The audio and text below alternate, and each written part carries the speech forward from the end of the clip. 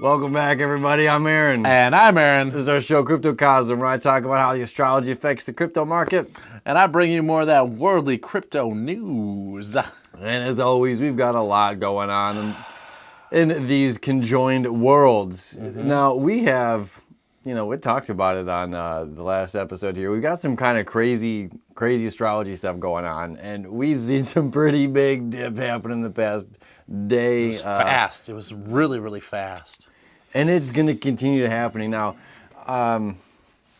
we've seen Venus move into the sign of Cancer, which Venus is our money planet, right? And Cancer is opposite sign of Capricorn. So just like we had seen a couple months ago, anytime that anything squared Capricorn and squared Saturn up there. First it was, Venus and Mercury and then the Sun. Every time one of these went through, and then Mercury retrograded, went back over that square to Saturn again, square to Saturn. Well, now we're at the opposition. So the Sun is still back here at the beginning of Gemini, and Mercury's in Taurus, which is nice. It's a good favorable aspect, communication, money, all that kind of stuff. But Venus is the first one to get there. And it's just like we're now seeing that Saturn squeeze that it likes to do when anything comes in contact with Damn it. you, Saturn. And it's going to happen, like it's official on Sunday, but it's already started. The square has already started as of Thursday, okay? I put up a little Facebook post about it a day or two ago, just like, hey, this is what's going on. It wasn't on the show. Just like, hey, look for these dates. Sunday, and honestly, like Aaron and I were just talking, this is from again, just looking at the astrology, this is happening through July 12th, 13th of July. We're like, everything's coming across that same spot.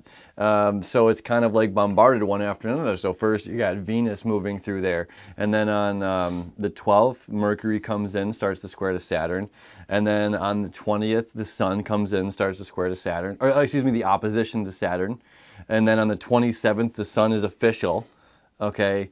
And then we have the full moon. And we're talking about June 27th, but we're still here in May right now. Sure. And we still have a full moon coming up here in May 29th, which is another one of these. It's just it's a doozy. It is like, these are all just like, yeah, I want to move forward with this, but I should probably just get my lawnmower replaced, and I should probably fix the house up. Cancer's home. Cancer's like the emotion is home, and when you have like Saturn and pulling up in your Capricorn saying, let's do these things and these things, we've got a structure. But it's like, well, it's summertime. I think I'm just gonna drink some lemonade, have some tea, and just get some, I gotta redo the roof of the house and tidy these things up here, and we'll talk about that Bitcoin stuff later on. It's gonna be like that again for about 2 months.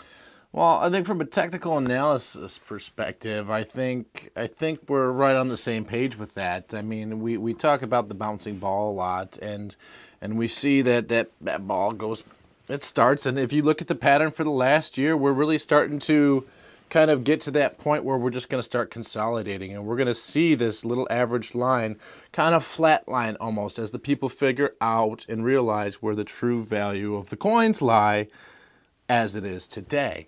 So we're still getting some of these bigger bounces. So we're not done consolidating. We're getting closer to see where we're going to land somewhere in between our low right now and our last high. So my ballpark is right around 350 billion market cap, somewhere in that area, and we're really going to see it.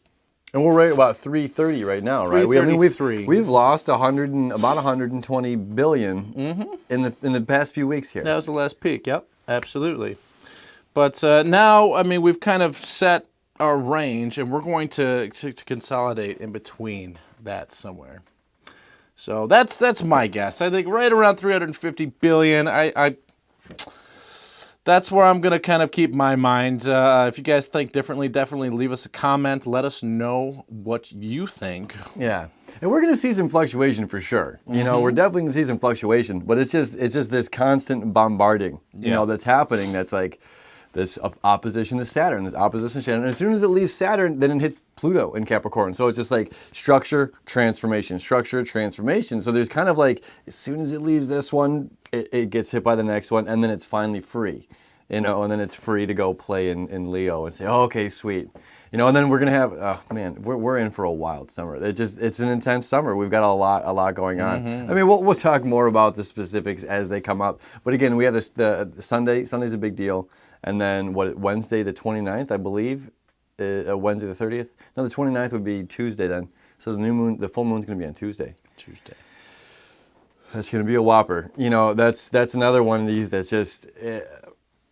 Watch your chart, man. Just watch your charts. Just watch your charts. That's all I'm saying. There's always money to be made. There's always money to be made when anything is going up or down, because when things are going down as well, this is a good way to look at it. If you're paying attention, what everyone does, because not everyone's pulling the money just straight out into fiat, into paper currency. They're saying, oh, well, crap, my coin's going down the crapper.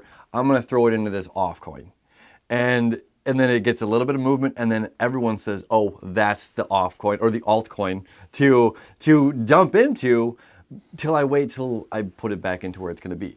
So there's tons and tons of money to be made in these times where people are frantically pulling money out. It's interesting that you say that. I mean, a lot of people are tethering up.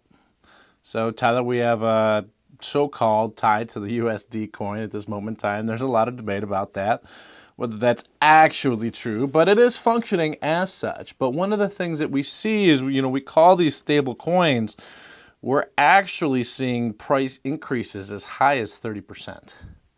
So when everybody's diving off and shooting over into some of these stable coins for the time being, because they can see kind of these dips aren't going to go as high as the last high and low as the last low, individuals are starting to get a feel for, okay, well, let's tether up. Well, everybody does that at the same time, and your U.S. stable coin, quote unquote, has risen that we've seen as high as $1.30, not $1 per coin. So there's a lot of kind of speculation on that. There's a lot of talk about that. If you guys are interested in tethering up, they always say, make sure you guys don't leave your coins in tether for too long, because we don't know what's going to happen with all the speculation and symbol claims against Tether, so to speak.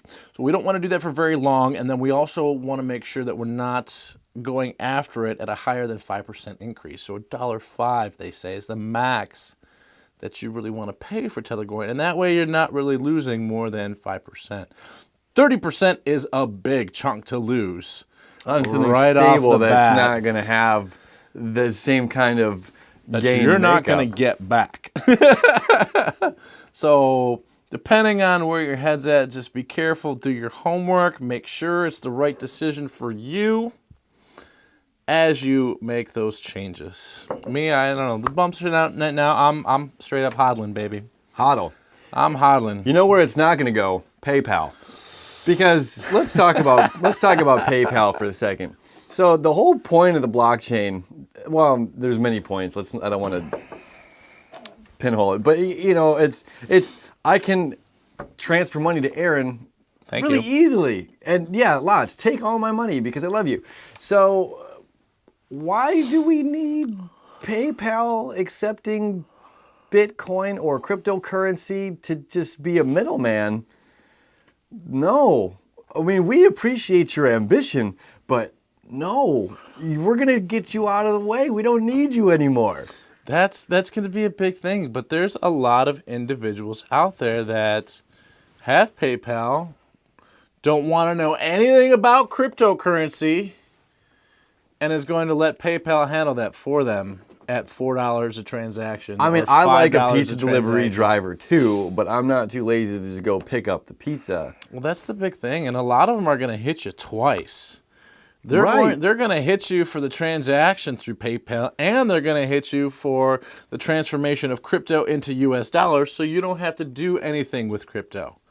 So it's crazy. It's a crypto-free means of using crypto for individuals, and that's their market. They want the individuals that don't know enough that they can cheat to get them crypto free and start banking off of their transactions. I mean, cool. But you know, It's if it's sad, one of though. those things that, like, if it does get more people talking about it, which is good because we need more people talking about it. We do. We do. It's that time right now. Sons and Gemini, let's talk about this technology. Let's talk about all this stuff: the good, the bad, the ugly, the crypto, the ugly dollar, the dirty dollar. Now, the great thing about it is that's one aspect. Another aspect is, if they're going to be supporting Bitcoin, is you'll have an account that includes Bitcoin in your PayPal. So, Aaron, you can put $100 in Bitcoin in your PayPal account. You can also then, I'm sure in the future, like BitPay and things like that, because this is how they work, you can use your debit Visa card like you would a credit card, anywhere where that's valid, and swipe it, and it'll transform, PayPal will transform your Bitcoin into cash and pay that individual on the spot. Now, that is a great aspect now, because businesses don't have the full capacity, same as the individuals, right? But so they're going to market, or they're going to bank off of the users and the businesses that don't know enough to set it up themselves.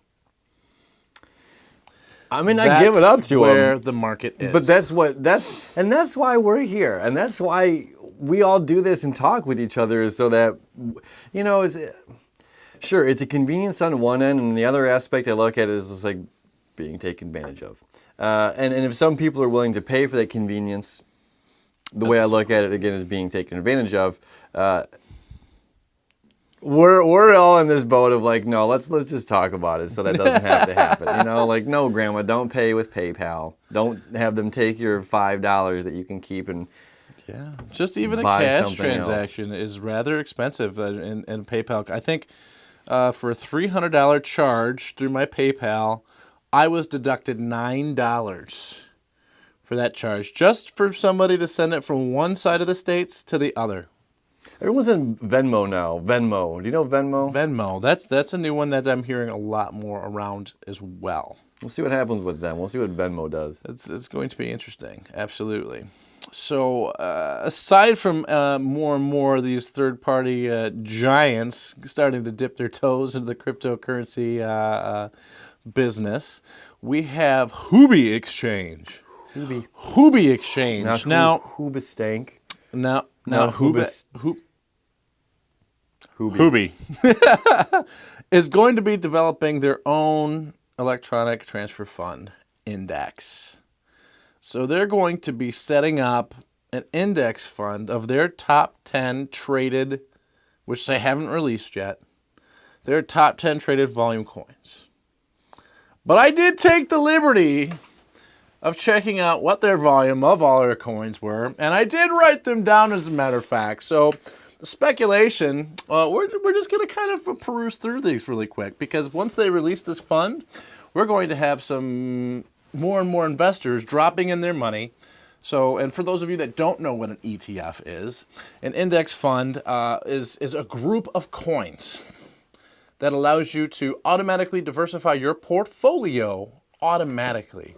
So let's say you have $100, you put $100 in there. Well, $10 goes into each coin automatically. So you don't have to figure out what you're going to be putting your money in. These are the top biggest coins that we have. Grab bag, yeah. And these are the safest bets.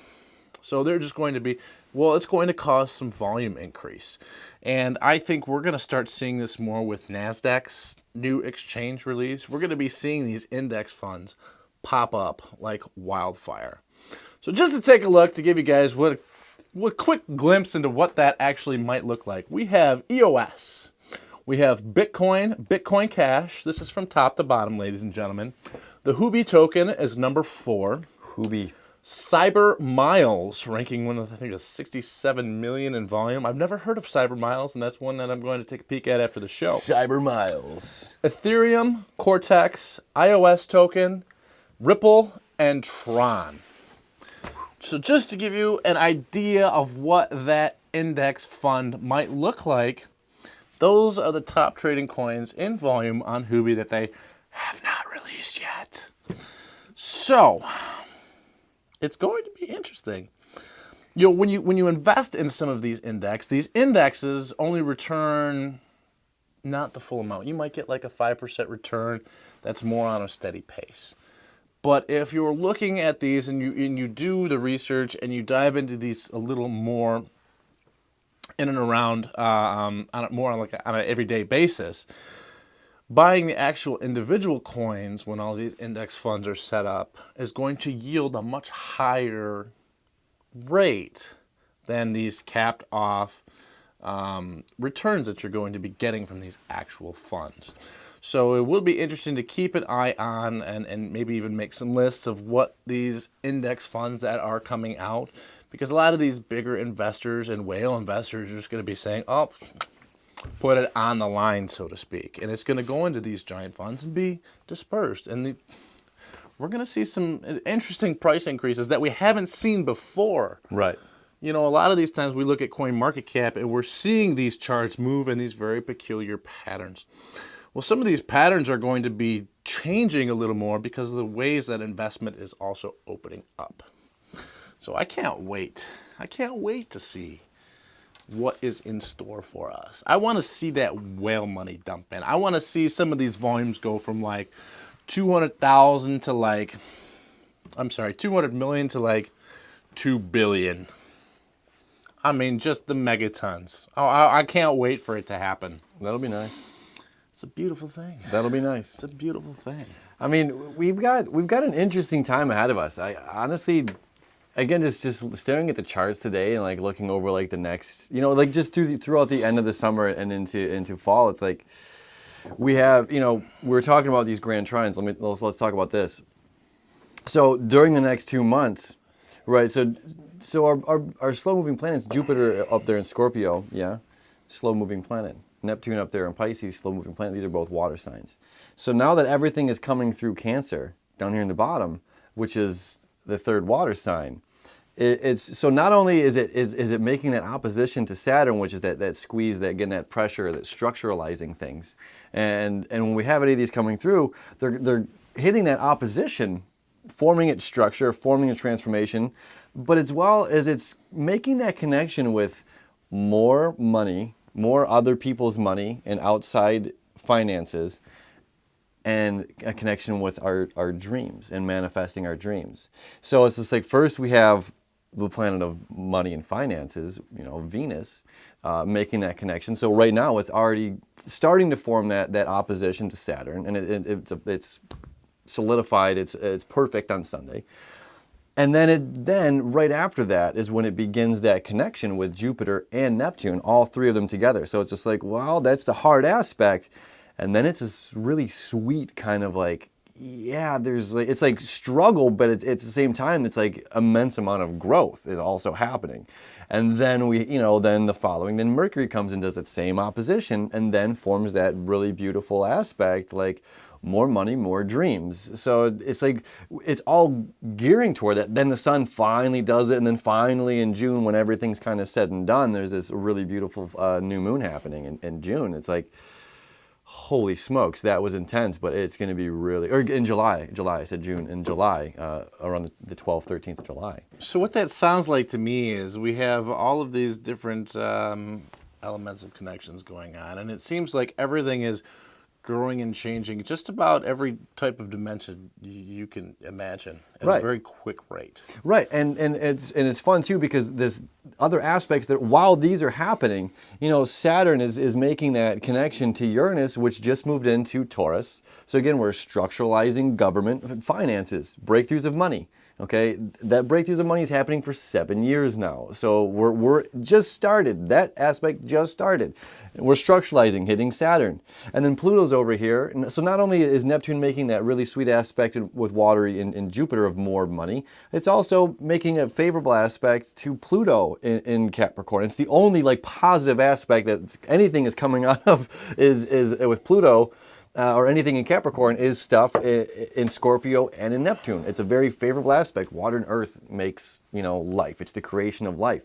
So when we see everything hitting those, but right now it's like, again, that Pluto, Neptune, Pluto. So it's just like you're transforming and creating, solidifying your dreams, coming in, It's a beautiful thing, my friend. Right, Beautiful coming thing. real. So although again, this is like we have this like weird stagnant energy right now, and it's just like, well, if you're, cancer's the crab in the zodiac, right? And just like simple associations, like dude, the crab's busy. It's got one eye on the ocean and one eye on the shore, and it's going back and forth all day long, fighting the waves. It's just like when you go to the beach, it's not relaxing to be in the water, in the ocean. You're constantly fighting the undertow and the waves crashing and bring you in. So it's not a relaxing thing.